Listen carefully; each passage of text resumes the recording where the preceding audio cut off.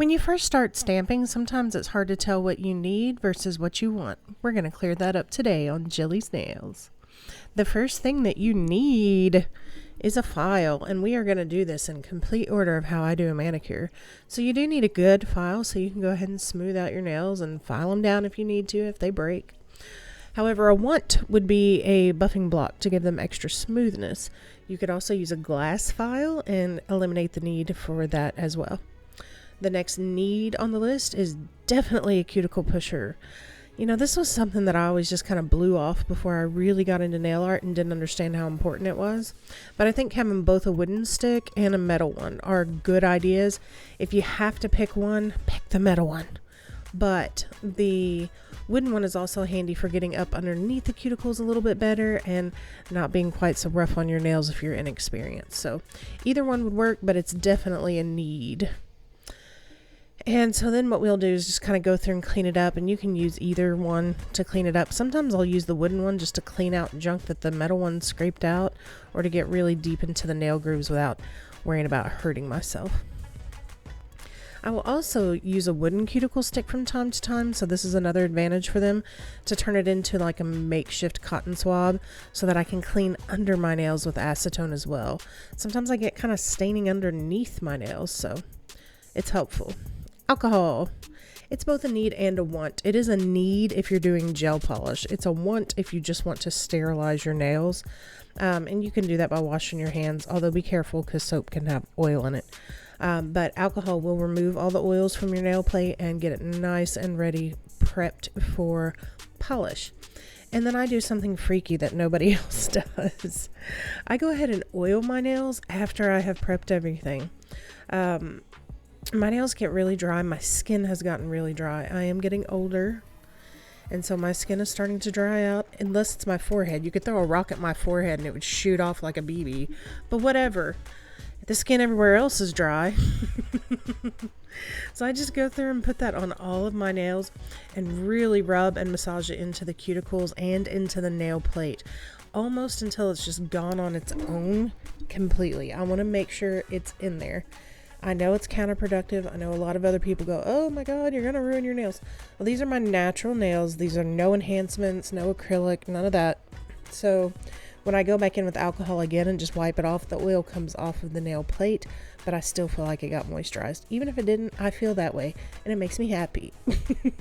You need a good long-lasting base coat if you want your manicure to stay on for a while, but you might want a peel-off base coat for things like glitter, or if you want to change your manicures very often without damaging them. And you may also want a corrector base coat.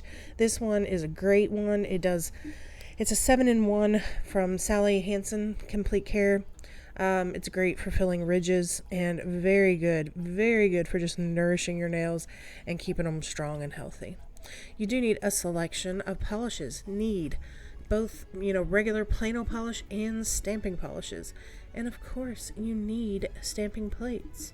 I grabbed this one from Maniology, shocker, and I do have code JILLIE, JILLIE 10 if you purchase any of these products from Maniology. I would appreciate it if you would use my code. I make a small commission, you get 10% off. It's pretty awesome for everybody. On this plate, I picked this one to show you different designs. Like the first one that I was pointing at, you could use for reverse stamping, and the one that I'm showing you now is actually what's called a negative space manicure, or stamp, which means that the polish flows into those kind of holes and leaves a blank space in between them. I'll show you a good example of it later. I used a different plate because I wanted it to be really clear that's what we were doing. And I am going in on my nails now with the peel off base coat. Here's a cool trick on this I learned from Simply Nailogical. If you leave around the edges of your nails uncovered with the base on the peel off base, it'll help it last longer. I also don't cap the ends of my nails if I'm using a peel off base most of the time, because I'd get a lot of tip wear. So if I start wearing the tips, guess what? Boom, it pops off. But I will cap it with regular polish, just not the peel off. This color sucked. It took 3 coats. I hate it. Will not be using that one again, I don't think. It was not good. Not good. Very patchy, very icky. But one of my main stamping tips is I do always put a clear coat on after regular color, because if you make a mistake, you can wipe it off with a cleanup brush. I also use 2 different kinds of latex peel off, or one is latex free, one is not. This one is from Maniology. This is the latex free one. It very much looks like glue. When I first got it, I had a hard time getting it to peel up off the skin, like it was sticking a little too much.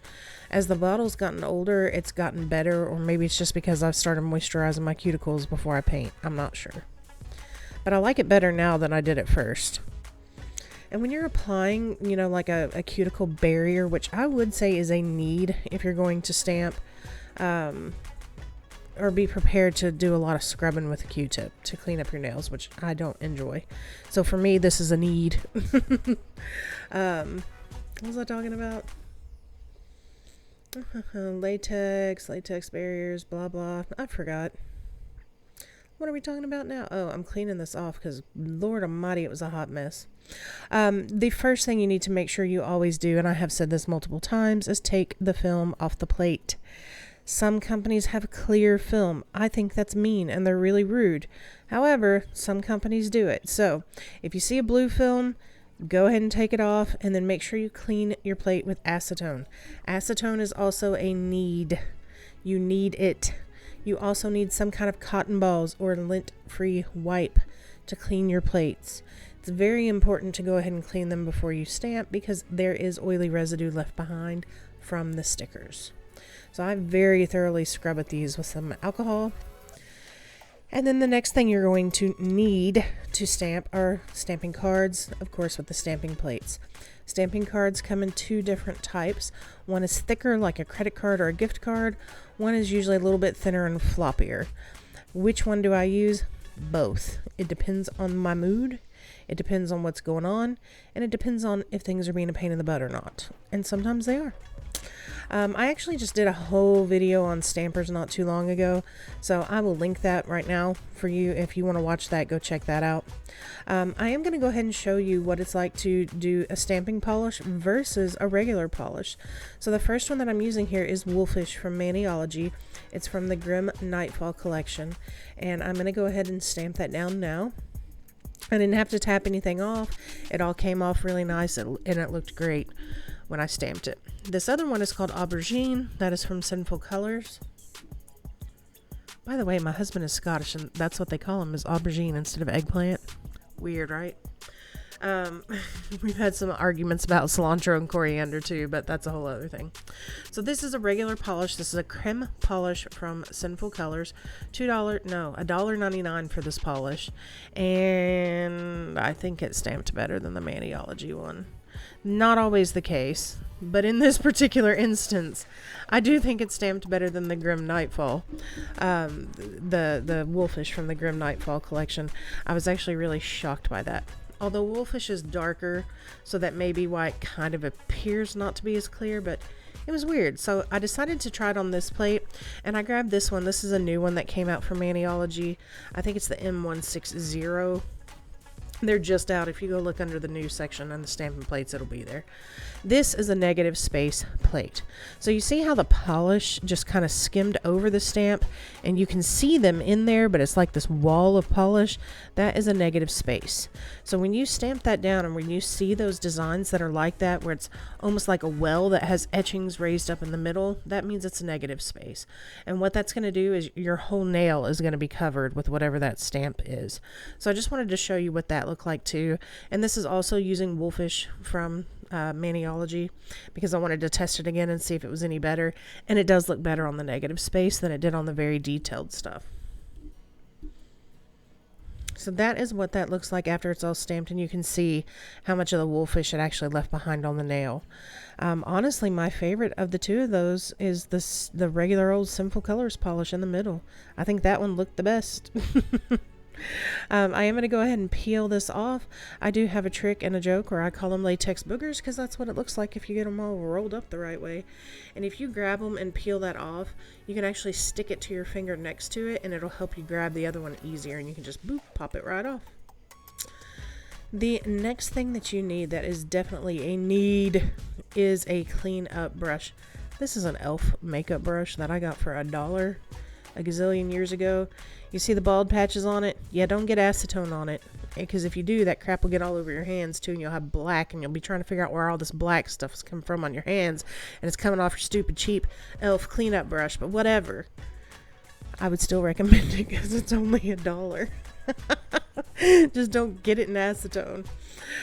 Next, if I were going to do it, I would use toppers, but those are they're a want. They're not a need. You don't need them to stamp. You do need a quick dry top coat.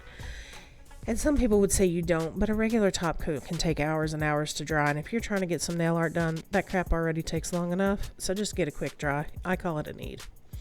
Here's where everything looks at the end with the final looks, and I would go in and put cuticle oil on, and then again I would use lotion behind that. Love this company. It is not vegan though, so if that bothers you, don't use it. Don't come at me for it. Your choices are yours, mine are mine. So I do love that lotion though, so if it's something that doesn't bother you, that company is definitely worth checking out. Here is everything all finished, just to show you for comparisons. Let me know how you think the stamping polish did against the regular polish, and if you have any questions below about what's a need or a want if you are new to stamping. Thanks so much for watching. Bye-bye.